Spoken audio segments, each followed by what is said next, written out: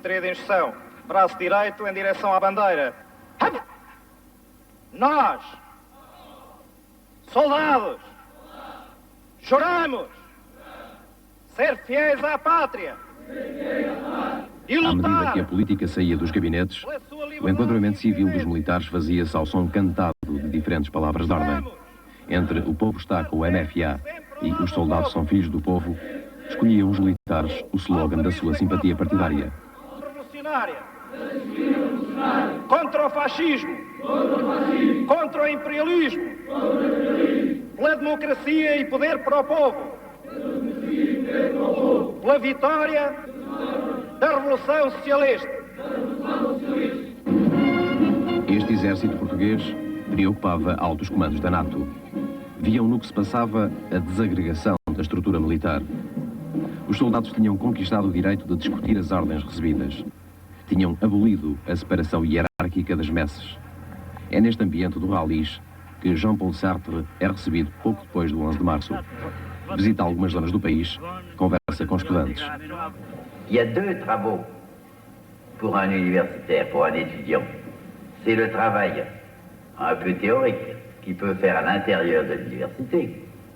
Et puis le travail réel, moins théorique mais vrai, qu'il fait hors de l'université.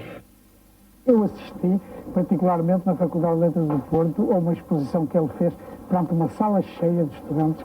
Estava interessado, sobretudo, em saber o que é que havia de novo no movimento revolucionário português.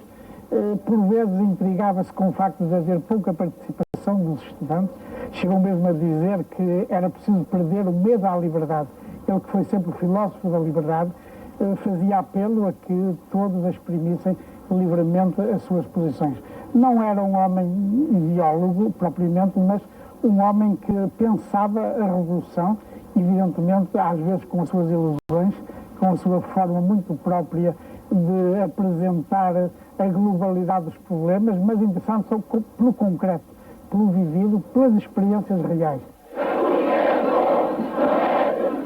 O processo português começava agora a dividir a opinião pública internacional. O caso República é rapidamente exportado para a Europa pelo PS. Acusando o jornal de ligação a este partido, a maioria dos trabalhadores impõe o afastamento da direção. Quando, no dia 19 de maio, o República é publicado sob nova direção, a edição é queimada numa manifestação de protesto que o PS convocara.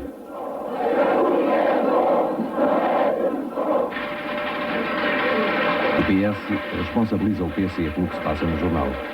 Sem acordo entre as partes, o República é selado. O jornal não sai, mas sai o PS do governo. Primeiro temporariamente, depois definitivamente, quando o conflito se torna insanável. Perante o protesto do PS, o jornal volta a ser publicado, autorizado pelo COPCON e sob a direção dos trabalhadores.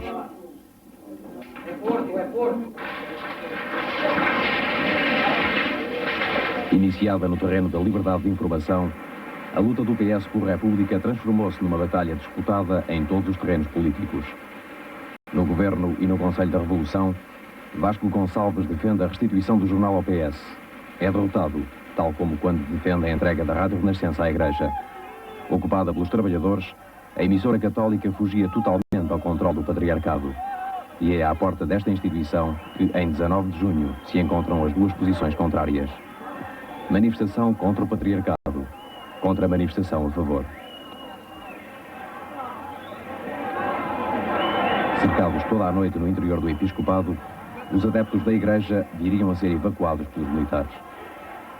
Peça de uma rivalidade que se acentua, a luta pela Rádio Renascença vai radicalizar outras zonas do país. No norte, é preparada uma homenagem ao bispo da Diocese de Braga.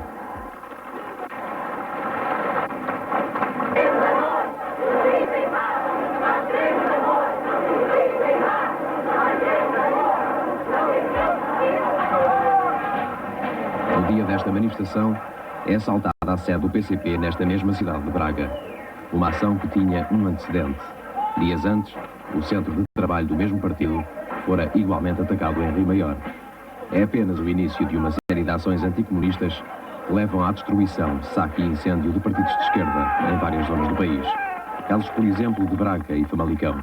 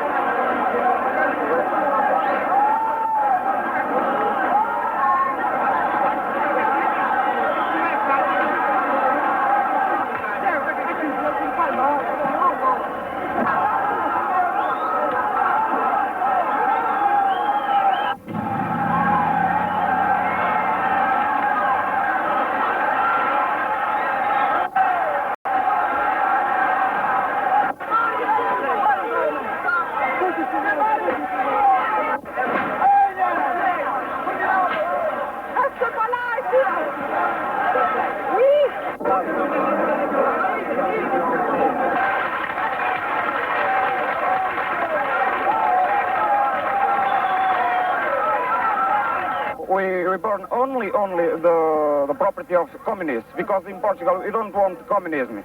First, because we have one dictator in Salazar and Caetano, and now we will have another dictator in the communists. Now we want democracy, the real democracy.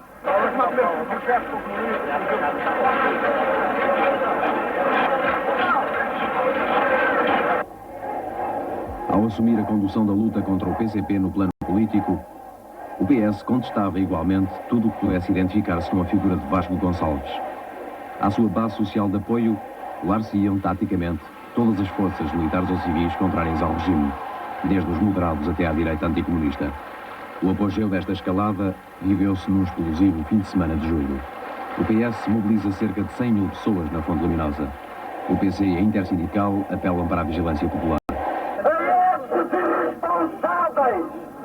Fingindo acreditar que havia uma marcha sobre os bala que só existiu na cabeça desses paranoicos, constituíram-se também em grave responsabilidade. Este comício passa a ser um ponto de referência para a história. Mário Soares contesta Vasco Gonçalves, a quem não reconhece isenção partidária para poder formar novo governo. Hoje, pois, este problema, sem dúvidas nenhuma, só há duas alternativas. Ou se está com a revolução, ou se está com a reação. Não há terceiras vias, nem há neutros aqui. Há que reafirmar: o triunfo da revolução exige uma batalha da produção travada a todos os níveis, sem descanso nem hesitações. Nós precisamos é produzir, aumentar Hoje produzir, eu penso aqui, união, sempre para a gente produzir. Vai ser um bocado estrambólica, mas então, quer dizer, um indivíduo ganha 20 contos, por exemplo, 9 ou 12 ou 15, quer dizer, chora, não é? Porque aquilo ordenado não dá, porque enfim tem lá os seus gastos, não é? E como é que um indivíduo que ganha 4,5 ou 5, 660, ou mesmo que seja 6, como é que esse indivíduo consegue viver, consegue reviver? Não há dúvida que ganha 6. Isto no nosso tempo é um problema muito importante. Aquele que ganha 4 ainda tem mais problemas do que ganha 6. Nós temos que tentar produzir mais, que é para podermos distribuir pelas pessoas. Sr. Ministro, mas aquele é o problema. Mas é que as barrigas são todas iguais e todos gostam. Quer dizer, eu acho que um indivíduo que ganha 20 contos ou 15, ou seja, aquilo que for, não tem a boca mais fina que aquele que ganha 4 ou 5.